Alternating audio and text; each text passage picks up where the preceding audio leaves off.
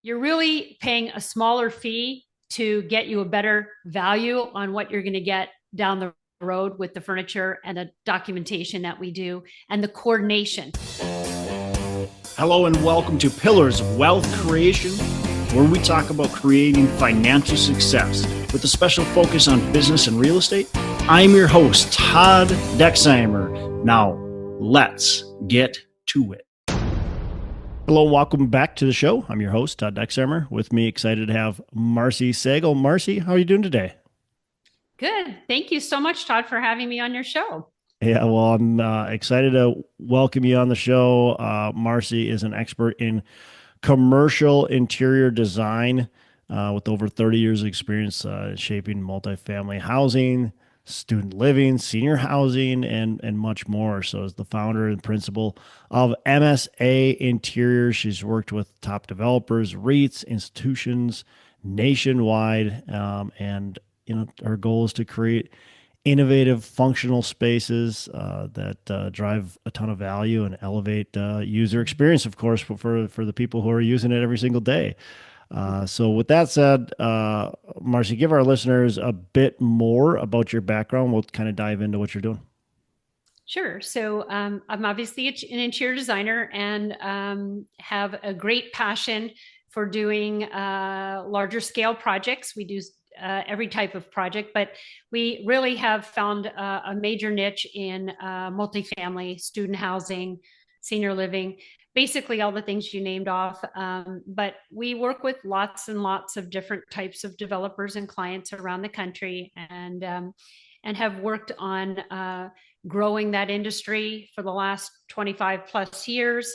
In addition to that, we would be considered experts in some of the materials that are used in multifamily. So getting the price points right, and such as tile, flooring. So we've developed a lot of those types of products for a lot of different manufacturers and different distributors out there. So, Marcy, my first question right off the bat is just why, I buy multifamily, I remodel multifamily.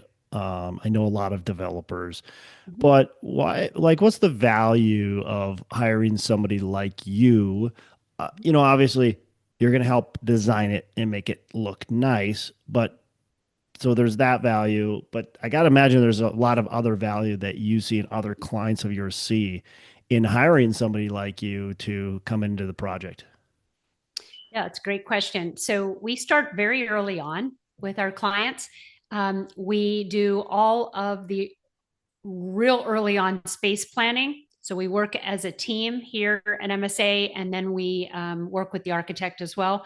But we work on coming up with lots of different options for space planning in a larger space so that we can program it correctly, make sure it's got the wow factor that we're looking at, and then we can elevate those spaces and render those spaces. We do everything in-house. And we can then make those spaces really come to life, and we can show you what the different finishes look like on those spaces by doing those renderings. And in addition to that, we're working as a team with whoever the management group is to make sure that we're giving them what they need, programming it right, and making sure that those programs hit the market that they're trying to hit at that time. Also, a lot of our projects are long-term hold for our clients. So they're generational wealth or they're longer term hold. So we're looking at projects that really need to have finishes that have a long life cycle, things that are going to stay current and not picking something that's just trendy at the moment. So when you work with the design group, you're getting all of that. We're doing all of the elevations of all of the millwork detailing and all of anything that's inside the building. And also outside, like by the pool and the patio and things that would typically be a landscape architect, we're actually programming all of that and actually furnishing the entire job. So we do all of our own furniture purchasing.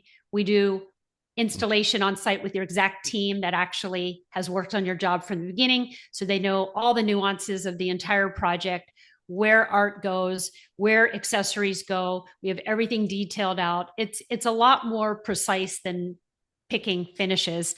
It's a lot of details. And the biggest part is that we go in and we redline all of the cabinetry drawings that the architects do, and we relay out a lot of how they're doing that because it might be more cost effective by the way that we're looking at it.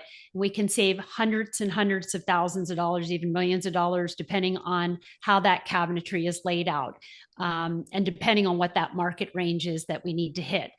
The other thing that we're looking at is really looking at those space plans in the unit, which is ultimately what people are renting. So we have very, very high lease ups, very fast lease ups. We keep track of that on all of the buildings that we work on. We want our project to be successful right out of the gate. And when you're walking people through for a tour, those units are where they're going to be living. So they have to be laid out to have a living room that works, where you can actually put a TV wall, have walkable space. The bathroom has to be in a good spot. And you want to make sure that if there's these narrow hallways that you can actually get larger pieces of furniture through those hallways when people are installing like possibly a sectional or multiple large sofas. You want to make sure that you're thinking about all of that. So we do redline those units very early on and work with the architectural group to make sure that we're getting the maximum layout in each of the units, maybe moving a door or a patio door placement, those kinds of things to get a longer wall or shorten, the length of the bedroom in order to make a bigger living room. That's the kind of thing that we're looking at from an interior design perspective. Love it. I love the long-term design because a lot of times that's one of my like pet peeves is it's like, oh, this looks great today, but what is it going to look like in 5 years and in 10 years down the road? Is this going to be is it so trendy that it can't last for, you know, and we're just going to have to remodel it 3 years down the road because it was too trendy. And then the long term too is I've always said like I want to bulletproof my apartment building. So I want stuff that's actually going to last, not only on the design aspect but also just physically. I don't want it to break when we put it in. We don't want to be doing a ton of repairs and maintenance. So I love that aspect. I got a question about the space. You mentioned the space is really important. But what about space for an existing asset? If I'm going to buy a multifamily property and I want you to come in and help us with that property, what type of things can we do to make that space feel good? Because it's already kind of set, right? We can only do so much.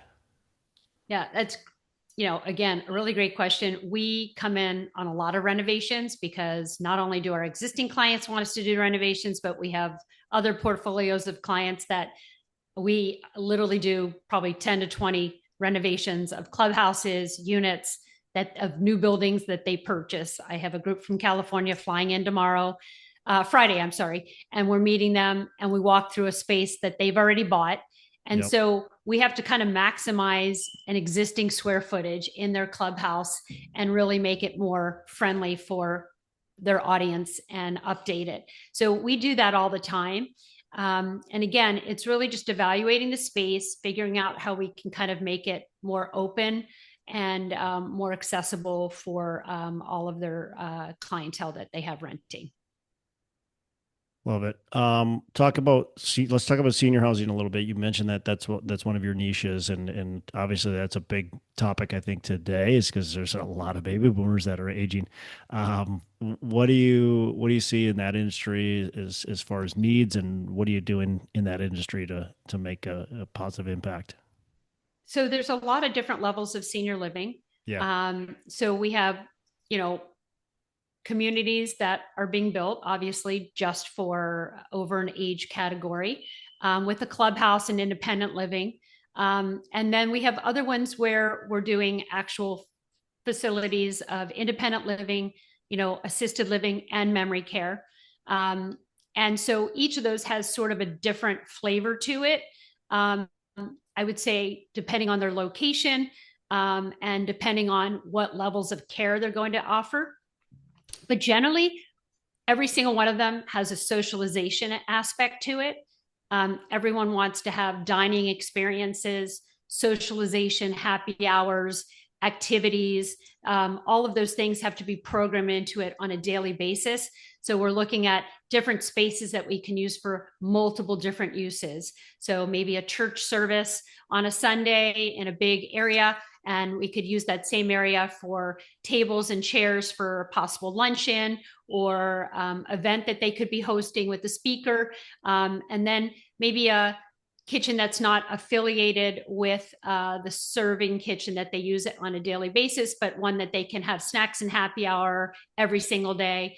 So basically looking to activate a lot of different spaces and socialize everyone that's living there. Because the key factor here is that most people would stay in their home if they could. Yeah. But most people are lonely and they want to get to be around other people their own age. And that is a big factor why people move into, any of the types of living that we're talking about for senior living. Yeah. Yeah. They either move there for that or because they can no longer take care of themselves. They can't afford somebody to come into their house privately. So they go to one of these places. So, um, cost there. Yep. I think there are a lot of people listening and just a lot of people in general are like, well, I don't want to hire somebody to do all this because that's going to cost me a lot of money. I got to really be tight on my construction budget. What do you speak to that a little bit? Hiring a firm such as yours versus doing it yourself. What kind of cost savings? Obviously, you can't give us a quote, right? We're not, but let's talk about cost and like what you can do to alleviate some of that, and to maybe say, maybe we should give Marcy a call to see if it fits. So the key to a successful project, if you're building a new project, is your construction documents. You have to pick the right finishes in the right price point. Yep. So that there's no coming back to the drawing board or value engineering, or you have a sub that says, I've got a floor that's better and cheaper, but it's really not better. It's just something they get a better deal on. Yeah. So you have to look at evaluating, all of these different things. The cut is definitely, we do not do that. We recommend things that we know are tried and true and have long shelf lives. We're not testing a new product on any client. But when you have great construction documents from the beginning and you're not making changes in construction sites, you're going to save yourselves a lot of money. Every single client that we have will tell you that we always come in on budget, always. We never go over budget, okay? And when we give a price, when we're selecting finishes for the building, we actually tell you what those price points are when you're selecting it. So they would be the price that would be sold to the general contractor. So if you're picking a tile for, let's say, the units, and it's $1.50, and you're looking at another one that might be $2.25, if you love the 151 versus the $2.25 tile per square foot, you can save yourself a lot of money for larger scale units. Mm-hmm. So it's knowing those nuances of what price points you're in versus quality. And, like I said, you want all of your items to hold up over a very long period of time. So costing for designer, a lot of architectural firms like to do it themselves. And what I tell clients are, they're not ordering the furniture. Okay. Number one, they don't know furniture. They're picking architectural looking furniture. We're picking furniture from hundreds of thousands of manufacturers all over the place in order to get you the best price in your price point, and also for the look that you're going for and the level of quality, making sure that it holds up over time, that it's contract grade furniture, but doesn't look like it's, out of a box furniture. It looks more comfortable. It feels like a, comfortable environment that you would want to hang out in, because that's really and truly what we're trying to create. So, architectural firms can't give you that. They have to hire an outside group to get the purchasing of furniture, and we do it all. So you're really paying a smaller fee to get you a better value on what you're going to get down the road with the furniture and the documentation that we do and the coordination, because that's also a key factor. We're coordinating with the architect and the builder on biweekly calls. Usually that's what we do. So we're knowing what all the problems are. We're figuring them out. The engineers are on the call. We're working through all of those issues early on and getting those ironed out. So again, there's no changes once construction starts. Yeah, and that to me is huge right there, is that the change orders, the time delays cost more money in my opinion than really anything else, because look, we're losing money on what we could have on income. We might get from, like, look, I mean, we have a leasing season in multifamily, especially. There's a leasing season. If you're delaying and all of a sudden you're out of that leasing season, you could lose. I mean, it's a lot of money, thousands and thousands and thousands of dollars. So time is critical. I think that most people that I see be unsuccessful with a multifamily remodel project and even development is that the project takes way too long. Yeah. And that costs more money than anything else. And a lot of times the reason why it takes too long is because they're trying to pinch pennies. Yep. So they're cutting the designer out of the aspect, so because that's going to quote unquote save them money, and they're cutting they're trying to figure out the materials themselves, and they're hiring the cheaper contractor and stuff like that, and it ends up costing them Yep. thousands of dollars, if not hundreds of thousands of dollars more to do it that way. Yeah, and we've worked on, for 25 plus years, if not more. We've worked on projects all different scales, and you got to know who your project manager is also for construction and from the architectural group. You know, all of these things have different nuances to them, and you want to work out all of those problems before you get to construction. And so we can do that if we have a team meeting every other week and we stay on schedule, and we always stay on schedule. So Yeah. we're never the reason why a job is behind. It's always other reasons: permitting, zoning, construction delays. But most of our projects pretty much roll out on time. And they roll out on time because, as you said, everyone needs to get to that lease up as fast Yeah. as possible, because the sooner you get to lease up, the sooner you get your money back on a project. So that's really where we are. And we follow up on projects a year later. We call Mm. whoever's managing, property manager, to find out, what they're loving, what they're not loving, getting those nuances of maintenance details that we can't get until a project's built. We want to find out, all those sort of details so that we can improve upon any job that we do. And I check in pretty much every other month with the project manager or property manager to find out exactly what their lease up percentages are. And we do track it. And it's really important to us that it leases up as quickly as possible. So, What do you think is if we're looking at hiring somebody like that, what's the secret to fast leasing? Why can yeah. some buildings lease up faster than others? Well, the biggest problem that I find is the whoever's going to be managing your building, they sometimes feel like it depends on who it is. Some are good and some are not so good. Yeah. Okay. Um, and I don't have to mention any names. There's some national groups that I've worked with and work with regularly that it's like a machine. They know exactly what they're doing. They're regional people that are running every job. They know exactly how to program it. We work with them on the programming. We know with the different groups what their expectations are. They want to have a leasing eye to eye to the front door. They want to, are they going to have 3 offices, 4 offices, 6 offices? Are they going to have a touchdown spot, a closing desk? All of those things are really important to ask up front. But again, some management groups are better than others. And, I think they get in there and they start moving everything around, and they feel like, whoever that manager is might know more than, the group that actually designed the project, and it's a big group and everybody's made decisions together for very good reasons. Everyone usually has pretty good experience and understands the nuances of all of those details. So I think the success of a project is really important. And it really happens from the team, and that team turning it over and continuing it the way it was designed. And I think that's important to keep as a consideration when people start bringing in these trip and fall mats that weren't, discussed at the beginning. Or, we ask those questions. Do you want a, walk off mat?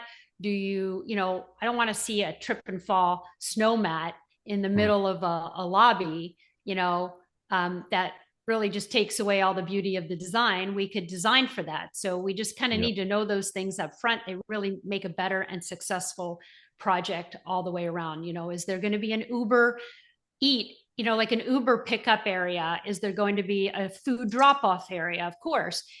How large is the package room, and how are you going to access it? What's the access to each of the units, and where are we going to secure that? All of those fobs, all of those key tracks, whatever it is, we need to make sure we know all of those details so that we can design that into the project. Are we going to have vending machines, an area of vending machines, or, what we call, like a pharmacy, like, Band-Aids, Neosporin, those kinds of things. We have vending machines. You see them in hotels now. We do them in multifamily all over the place. Yeah. Are we going to have a tool vending machine, a bike vending machine for like bike tubes and fix-it parts? All of those things are super important to know up front, and they help design a better and more successful project. So, yeah. Love it. Love it. Really just thinking through who your client is and what their needs are, and you're really understanding that and then designing around that aspect. Marcy, let's shift gears a little bit. I want to talk about your success in business, and what you've done well, and maybe what you haven't done well a little bit. So let's start with what you've done well. Give me maybe a few success habits that you think are really important for you, and just being on, being on it, and getting it done. Yeah. So, for myself personally, the habits are, getting good sleep. I have to get a decent night's sleep to be functional the next day. And I, exercise, and I want to eat right. So it starts off with yourself, and then growing a really great team. And that takes a really long time to get right. Making sure that you're interviewing properly for the right position, and that you're making sure that you're really looking at what those qualifications are. Because in a creative role, I'm seeing a portfolio, but I don't know exactly if you've done all of those things that are in the portfolio. Meaning, I don't know if you did every step of everything in that presentation, or were you just helping in one aspect of that particular design. So you really can't tell how fast someone is and how good someone is until we actually really try them out, and we ask them really good questions during the interview process. So part of that was getting the team right. I think it took me a really long time to get my team right and train people. So we have a really good training process now of really helping people to understand, how to work on a project, and learning all of those different aspects of working on a project, and then actually managing a project once you get all of those different skill sets together. So, from a successful point of view, I think the one thing that I do is I do what's called the quadrant exercise. I don't know if you've ever done that, where you put, you just make a little cross, and you put 1, 2, 3, 4, and you list in the quadrant 1 all of the things in a week you love to do in your job. Okay. And this goes from me all the way to every other person in the company. And in category 1 are my favorite and great things I get tons of joy out of to do, all the way down to 4. And in 4 are all the things I just really don't like to do. And really and truly, when I look at everybody's quadrant exercises, it helps me to understand anything in their 4, I try with all my might to get it out of their plate so that they're not doing it, and I can move it to someone else who really actually enjoys doing that, so that you're not feeling, oh, good grief, I can't do this again. I don't want to do this. Not everybody's great at everything. So you really want to get the stuff that people don't like off their quadrant 4 and really give it to someone who really enjoys it. And that's probably Yeah. the biggest learning factor that I got out of running a company was, you know, give people who want something, give it to them, and take away things that people don't want. And make people enjoy their job more. I mean, it's just going to help everybody all the way around. So for a more I successful love that. team. Yeah, absolutely. And I to do something similar for myself, at least. Mhm. I think that's a great thing to implement to your whole team, though, is like, let's set up this quadrant 1 through 4. For myself, I do a 1 through 10. 10 lights me up, and one is something that's like, I don't want to do that. Like, Yeah, I want to avoid that like the plague. It's like, but am I doing it right now? I might be doing that right now, but I right. hate it. That's like, and it doesn't add any value to my business or to my life or, things like that. So I love that idea. You're right. It takes a long time to grow the team right and it takes purpose and it takes patience. And so getting the right people in place are really is really important and training them well. I love that you talked about that. And then making sure that they're doing what actually lights them up. Because if you find they're doing a lot of stuff that they just don't like at all, they're probably not doing it really well. And there might be somebody that could take that off their plate, quite frankly. Um, I, Absolutely. I think about, I'm sure you have examples. Like I think about back when I hired my first bookkeeper and I did the bookkeeping, but I hated it. And I hired her and, I don't know, a while later, I'm like, oh, I'm so sorry. And she's like, I love this stuff. Oh my gosh. Right. And I'm like, oh, I didn't realize anybody would love this. Right. There's people out there for, I always say there's people for every seat. And if Yeah. it isn't something you want to do, get somebody else in there and make a list of all of the people that you need to kind of shift things for. And, the other thing is, I didn't know what kind of resources were out there from other entrepreneurs. So Mm, I am in an entrepreneur group. It is amazing. It's been a game changer for me. And the reason it is because when you have so many other entrepreneurs doing different types of businesses, the experiences that they have are invaluable to me as a business owner.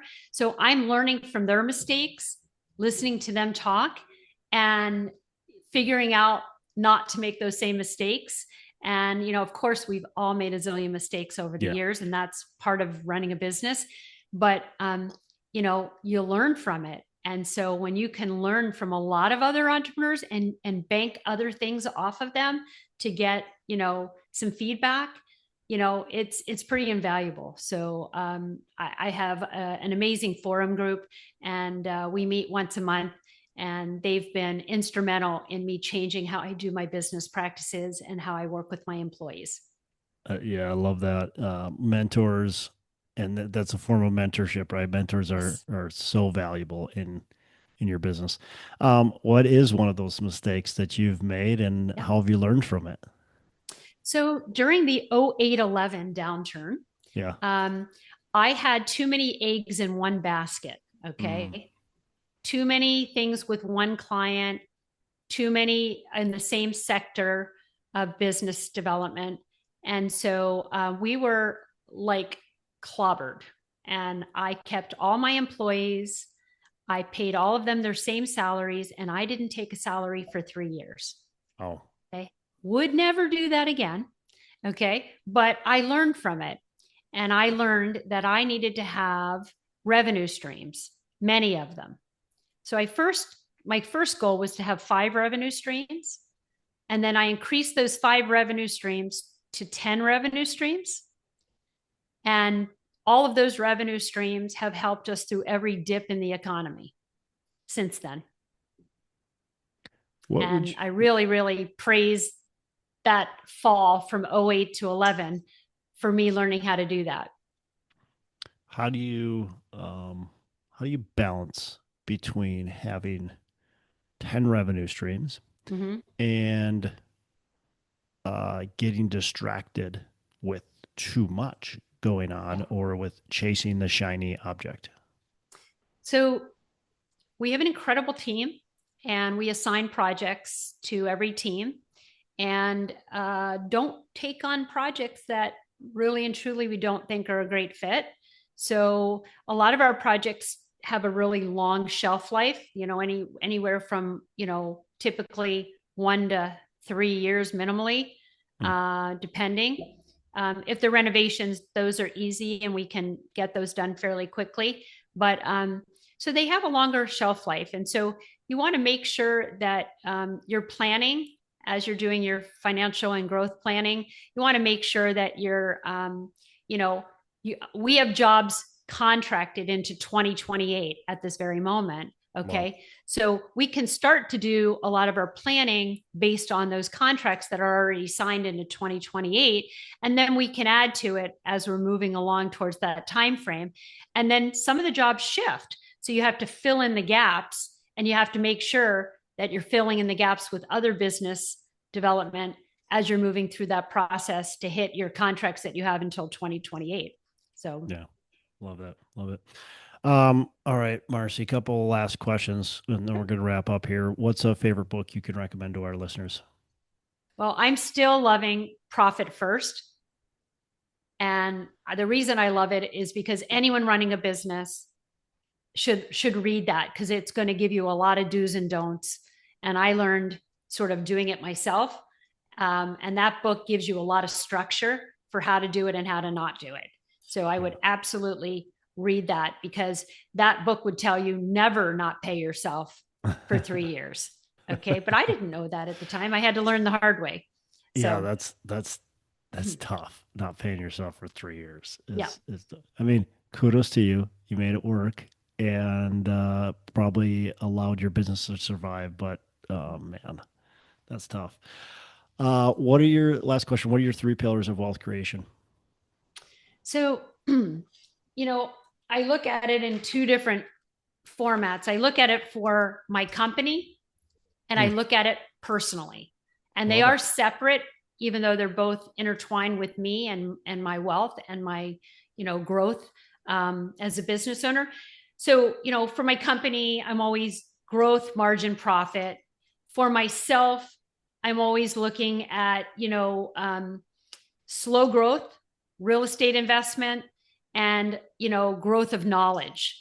Those are the things that I'm always looking at. What do you mean by slow growth?